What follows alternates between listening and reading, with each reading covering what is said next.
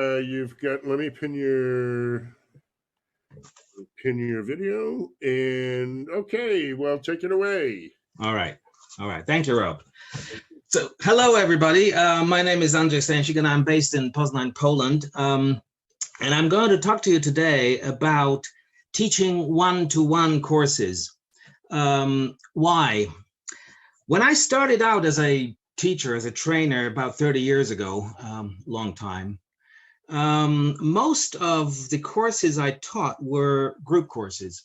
Now, in my private teaching practice, I'm running exclusively one-to-one courses.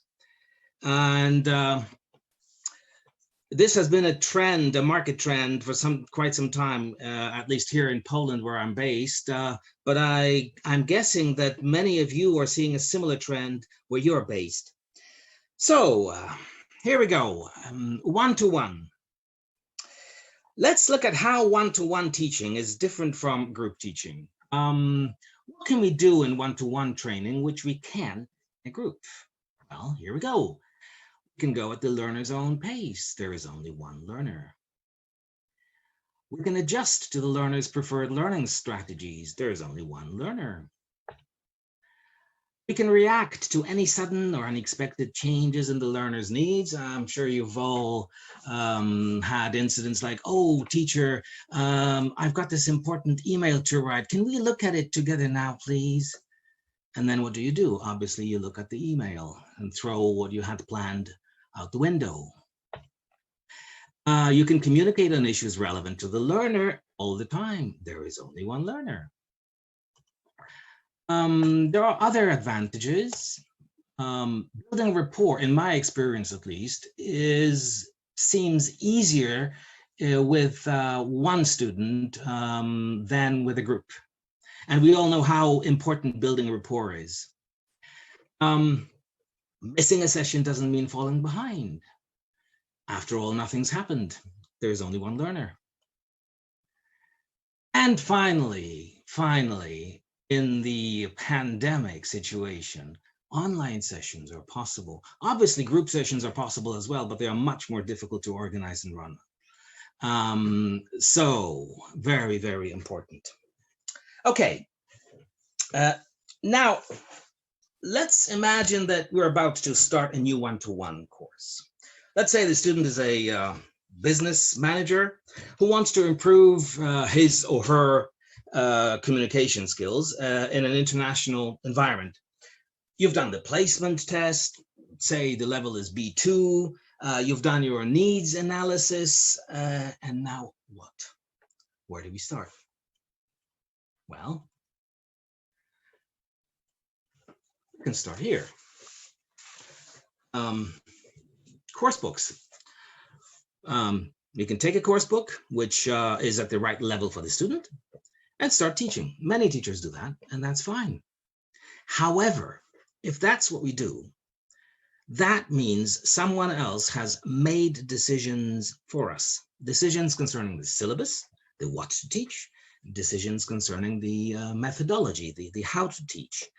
And also, very importantly, course books largely fail to consider the learner's particular context, their unique needs, individual needs. So is there an alternative approach?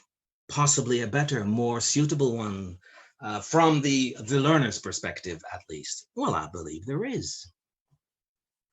So where do we start? How about if we start here? How about if we start with the learner and the English that they have in their head already? All right. Let's consider the implications of having one learner. In a one-to-one situation, because we have the luxury of being able to focus on just one particular person and their English, we can start with the English that they already have, the so-called interlanguage, and then, during the course, develop it from there. The starting point is the student's interlanguage, the English that they have at the start of the course. That has implications. We don't need an external syllabus with the pre-selected discrete items of vocab, grammar, and functions, and all the rest of it. And we don't need a syllabus that a coursebook imposes on us. Instead, the syllabus emerges as we go along. So how does the syllabus actually emerge? How does it develop? Well, simple. Through the vehicle of conversation.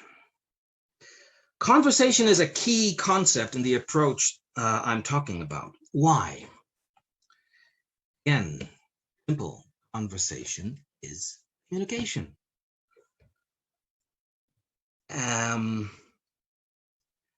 What that means that the natural context of conversation will dictate the grammar and the vocabulary to be used. For example, when you're describing your job, this is what you're likely to have to use. I report to this and that. I'm responsible for doing this and that. I'm in charge of this and that area, and so on. Right, conversation means focus on the learner's English. If you engage the learner in conversation, you naturally focus on their English. Why? Again, simple. The learner can only use the English that they have. So during conversation, any gaps in the language, in the English of the learner will show. Mistakes will be made. All the mistakes, the errors you'll hear. Very often the learner will pause, will hesitate, looking for the language in their head, often for the language that's not there. The mistakes, the pauses, the hesitations are all signals to us, the trainer, as to what it is that the learner doesn't know, what it is that they need to improve, what language they still don't have. It's our role, the trainer's role, to give feedback by correction, by explanations, by supplying the missing grammar, the missing vocabulary, the missing language. In practice, what happens is that while the learner is engaged in conversation with me, I'm taking notes.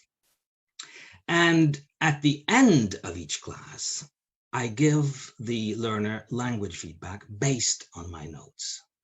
While I'm talking to the learner, I try not to interrupt, not to focus on language points. What's important is to maintain the flow, the natural flow of the conversation. And then, based on the notes, you give the learner language feedback. This approach to training is referred to in the literature as the so-called process approach. And the syllabus is called the process syllabus. So here is a possible definition of the process syllabus. I took it from the book by Luke Meddings and Scott Thornberry, entitled Teaching Unplugged. By the way, I highly recommend the book. The definition is from the introduction to the book. Excellent reading. So I'm going to read out the definition for you. A process syllabus is a syllabus that grows organically out of the needs and interests of the learners. There are no pre-selected goals or specifications of content. It is also a negotiated syllabus. That is, the content of the syllabus and even the methodology itself is subject to a continual process of negotiation and evaluation by learners and teacher.